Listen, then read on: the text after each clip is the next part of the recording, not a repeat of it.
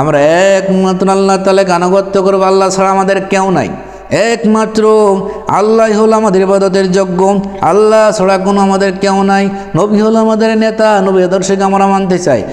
ইয ক্বালা ইব্রাহিমু রাব্বি আরুনি কাইফা তুহয়িল মাউতা ক্বালা আওয়ালান তুমিন قال بلى ولكن ليطمئن قلبي قال فخذ أربعة من الطير فصرهن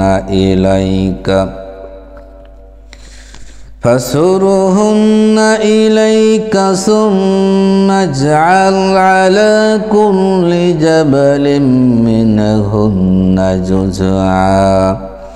جزعا ثم ادعهن يأتينك سعيا واعلم أن الله عزيز حكيم।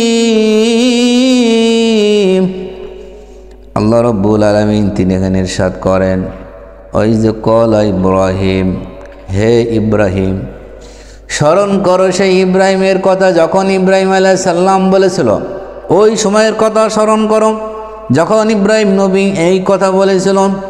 কারণ ইব্রাহিম নবীর অন্তরটা শুধু চাচ্ছিল আমার আল্লাহ কিভাবে মৃত্যুকে জীবিত করেন, কিভাবে আবার মৃত্যুকে জীবিত করবেন। মানুষেরা আল্লাহর নবী মুহাম্মদ সাল্লাল্লাহু আলাইহি সাল্লামের কাছে জিজ্ঞাসা করলেন, মানুষ মরে যাবে আবার কিভাবে জীবিত হবে, এটা কি করে সম্ভব? এটা সম্ভব হতে পারে না। আমার আল্লাহ রাব্বুল আলামিন বললেন, আনতুম আশাদ্দু খালকান আমিস সামাউ বানাহা রাফা'a সামকাহা ফাসাওয়াহা। আল্লাহ রাব্বুল আলামিন তখন ডেকে বললেন, তোমাদের সৃষ্টি করা কঠিন না বিশাল? তোমাদের মাথার উপরে আসমান, এটা সৃষ্টি করা কঠিন? আমরা তখন বলে দিলাম এক বাক্যে, আল্লাহ অবশ্যই আসমান সৃষ্টি করা মানুষের থেকে বড় কঠিন। তাহলে আল্লাহ রাব্বুল আলামিন কেন পুনরায় দিন মানুষ সৃষ্টি করতে পারবেন না? আবার বলা হলো, যেইটা প্রথমবার সৃষ্টি করা কঠিন একই জিনিস দ্বিতীয়বারে সৃষ্টি করা কঠিন কোনটা? কঠিন হবে কোনটা? আমরা বললাম আল্লাহ প্রথমবার সৃষ্টি করা কঠিন হবে, আর দ্বিতীয়বার সেটা সৃষ্টি করা একেবারেই সহজ হয়ে যাবে। কারণ যারা গাড়ি তৈরি করে প্রথম সেইটা আবিষ্কারের জন্য সময় ব্যয় হয়, মেধা ব্যয় হয়, শ্রম ব্যয় হয়, অনেক ফ্যাসিলিটি, অনেক জায়গার পরিবর্তন হয়, অনেক জায়গা লেগে যায়, অনেক সময় ঘটে যায়।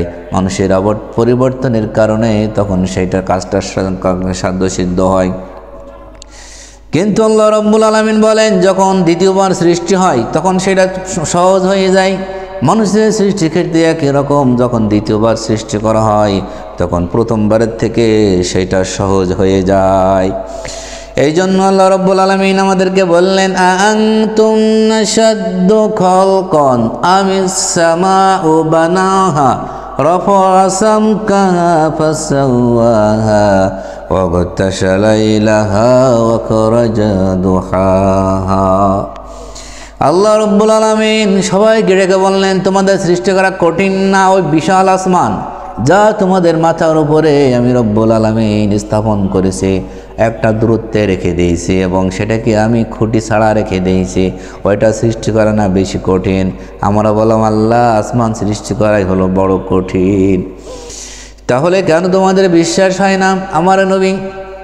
আমাদের নবী ইব্রাহিম খলিলুল্লাহ হযরতে ইব্রাহিম আলাইহিস সালাতু ওয়াস সালাম আল্লাহর কাছে জিজ্ঞাসা করলেন, হে আল্লাহ আমার অন্তরটা চাই আপনি কিভাবে জীবিত করেন এটা দেখতে।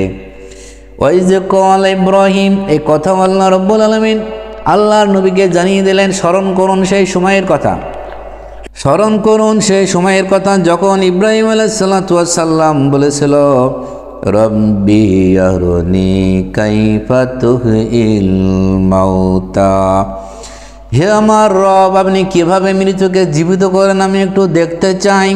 আমার মনটা চাই, যদি আমি একটু দেখতে পেতাম তাহলে আমার মনটাকে আমি শান্তি দিতে পারতাম। তখন আল্লাহ রব্বুল আলামিন কি বললেন দেখেন, শুনুন।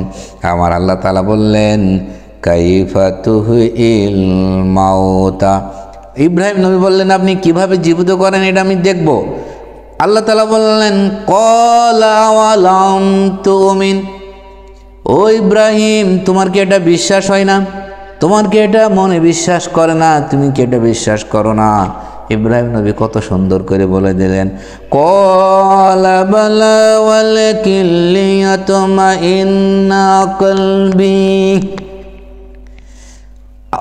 ইব্রাহিম আলাইহিসসালাতু ওয়াসসালাম অতি সুন্দর করে আল্লাহ তাআলাকে বললেন হ্যাঁ বালা, কলা বালা। তিনি বললেন অবশ্যই, কেন নয়। আল্লাহ তাআলা এখানে নাম দিতে পারতেন কলা নাম, কারণ নামের থেকে বালার ওজন সব থেকে বেশি, বালার গুরুত্ব বেশি, ইম্পর্টেন্স বেশি। এই জন্যই আল্লাহ এখানে ইব্রাহিম নবী আলাইহিস সালাম বালা বলেছিলেন যে কলা বালা, কেন নয়, অবশ্যই বিশ্বাস করি। সুবহানাল্লাহ, কত সুন্দর ভাষা। আল্লাহ রাব্বুল আলামিন বললেন আমি যখন ইব্রাহিমকে জিজ্ঞাসা করলাম হে রাসূল, ইব্রাহিম তখন এই কথা বলেছিলাম কলা বালা, কেন নয়, অবশ্যই আমি বিশ্বাস করি, কিন্তু আল্লাহ আমার অন্তরটা চাই। অন্তরে প্রশান্তির জন্য, অন্তরকে ঠান্ডা করার জন্য আপনি কোন কায়দায়, কোন সিস্টেমে আপনি জীবিত মৃতকে আবার জীবিত করবেন, শুধু একটু দেখতে মন চাই। এই জন্য আমার অন্তরকে ঠান্ডা করার জন্য ওয়ালাকিন লিয়াতমাইন্নি কলবি, আমার অন্তরকে প্রশান্তির জন্য একটু দেখতে চাই। ইব্রাহিম আলাইহিস সালামের প্রস্তাব আল্লাহ গ্রহণ করলেন। আল্লাহ রাব্বুল আলামিন বললেন ও আমার খলিলুল্লাহ, ও খলিল, তোমার ইরাদা যদি হয়, অন্তর যদি এটা চাই, তাহলে শুনুন, তাহলে একটি কাজ করুন। কলা, আমার আল্লাহ তাআলা বললেন ফাখুজ আরবাআতাম মিনাত তাইরি, চারটি পাখি ধরুন, চারটি পাখি ধরুন। আল্লাহ রাব্বুল আলামিন বললেন চারটি পাখি ধরুন। কলা ফাখুজ আরবাআতাম মিনাত তাইরি, আল্লাহ রাব্বুল আলামিন বললেন চারটি পাখি ধরুন। ফাসুরহুন্না ইলাইকা, এরপরে পাখিগুলোকে তুমি বসে আনো, তারপরে সেটাকে বসে যখন চলে আসবে সেটাকে জবাই করো এবং কেটে সেগুলোকে টুকরো টুকরো করে মাংসগুলোকে তুমি আলাদা করো। যখন এই কাজটি হয়ে যাবে আল্লাহ রাব্বুল আলামিন বললেন সুম্মা জাআল আলা কুল্লি জাবালিন মিনহুন্না জুজআ, আর এই কাজটা যখন হয়ে যাবে মাংসের টুকরাগুলো বিভিন্ন পাহাড়ে রেখে দাও, বিভিন্ন পাহাড়ে রেখে দাও। সুম্মা দুহুন্না ইয়াতিনাকা সায়া, যখন তুমি সেগুলোকে বিভিন্ন পাহাড়ে রেখে দেবে, অতঃপর এগুলোকে তুমি ডাকতে থাকো ইয়াতিনাকা সায়া, দেখো তোমার কাছে তারা দৌড়ে তোমার কাছে চলে আসবে, দ্রুত গতিতে তোমার কাছে চলে আসবে। ওয়ালামু আন্নাল্লাহা আজিজুন হাকিম, আর জেনে রাখো তোমার রব্বুল আলামিন পরাক্রমশালী এবং জ্ঞানী অভিজ্ঞ, সব বিষয়ে তিনি অবগত আছেন, প্রজ্ঞাময় এবং পরাক্রমশালী। তাহলে আল্লাহ রব্বুল আলামিন সব বিষয়ে জ্ঞানী, সব বিষয়ে সর্বজ্ঞ। তাহলে আল্লাহ রব্বুল আলামিন মৃতকে জীবিত করতে পারেন, জীবিত করেন, এবং বিশাল আকাশ তিনি সৃষ্টি করেছেন। তাহলে আমরা একমাত্র আল্লাহ তাআলাকে আনুগত্য করব, আল্লাহ ছাড়া আমাদের কেউ নাই। একমাত্র আল্লাহ হলো আমাদের ইবাদতের যোগ্য, আল্লাহ ছাড়া কোনো আমাদের কেউ নাই। নবী হলো আমাদের নেতা, নবী আদর্শকে আমরা মানতে চাই, নবী ছাড়া আমাদের কোনো নেতা নেই। এটা যদি আমাদের অন্তরে বিশ্বাস থাকে তাহলে আল্লাহ রাব্বুল আলামিন তিনি আমাদের ক্ষমা করে দিবেন।